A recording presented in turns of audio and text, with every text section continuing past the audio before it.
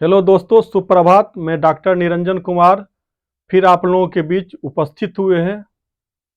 अब हमें नहीं कोई सुझाव चाहिए, होम्योपैथ दवा के प्रयोग से बवासीर का बिना ऑपरेशन इलाज चाहिए। आज इसी टॉपिक पे चर्चा करते हैं। तो सबसे पहले हम जानते हैं कि पाइल्स किसे कहा जाता है, यानी बवासीर किसे बोला जाता है। रेक्टम या एनस के अंत में जो शिराएं हैं उनके सूज जाने और बढ़ जाने को हेमाराइडस या बवासीर कहते हैं। जब यह शिरा सूजकर बड़ा हो जाता है तो इसे मस्सा बोला जाता है। शिरा की यह सूजन या गुदा के अंदर हो सकती है या स्वयं शिरा सूजकर गुदा से बाहर आ सकती है। अंदर की सूजन या मस्सों को इंटरनल पाइल्स कहते हैं। बाहर की सूजन या मस्सों को एक्सटर्नल पाइल्स भी बोलते हैं। अंदर की बवासीर से रक्त निकलता है तो इसे खूनी बवासीर कहा जाता है। बाहर की बवासीर से मस्से दर्द तो करते हैं, उनसे खून नहीं निकलता है, इसलिए उसे बादी बवासीर बोला जाता है। तो आज हम जान गए होंगे बवासीर यानी पाइल्स किसे बोला जाता है। आइए होम्योपैथ में इसके ट्रीटमेंट के बारे में जानकारी देते हैं। आज लोग कहते हैं कि इसका ट्रीटमेंट नहीं है, सिर्फ ट्रीटमेंट है तो सर्जरी है। ये गलत बात है। होम्योपैथ में ही बिना सर्जरी का 101% ट्रीटमेंट है। लोगों को सिर्फ पेशेंस रखने की जरूरी है। तो आइए होम्योपैथ के द्वारा उसके ट्रीटमेंट के बारे में जानकारी देते हैं। सबसे पहले हम आपको दिखलाते हैं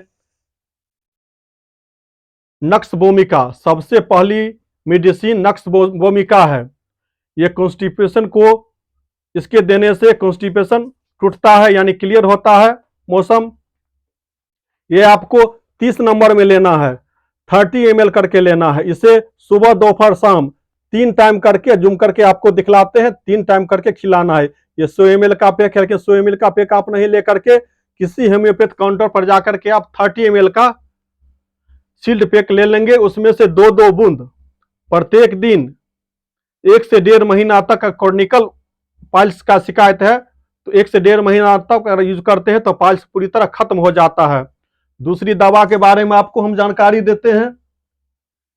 इस मेडिसिन का नाम है सल्फर 200। जूम करके आपको दिखला देते हैं। यह सप्ताह में एक ही रोज खाना है और एक ही रोज में 2 टाइम करना है।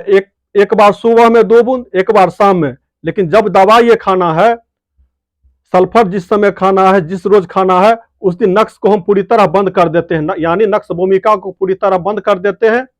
फिर नेक्स्ट डे से फिर हम नक्स जिस तरह लेते थे 2-2 बूंद 3 बार, उसी तरह हम नक्स लेंगे। तो इसी तरह दवा को कंटिन्यू करना पड़ता है।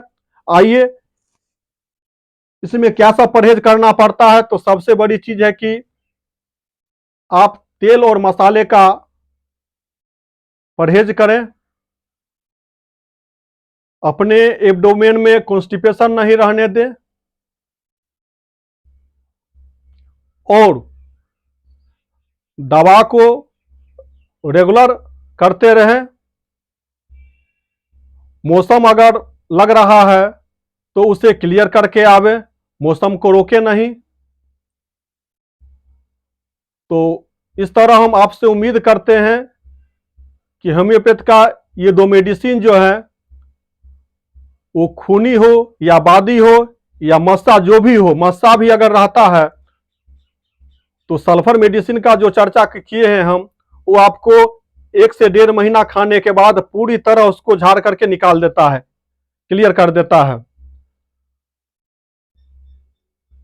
इसलिए वो आपसे उम्मीद किया जाता है कि अगर आप दवा को रेगुलर ले रहे हैं तो पुनः पाइल्स का शिकायत आपको देखने और सुनने को नहीं मिलेगा। आज के लिए बस इतना ही। तब तक के लिए नमस्कार।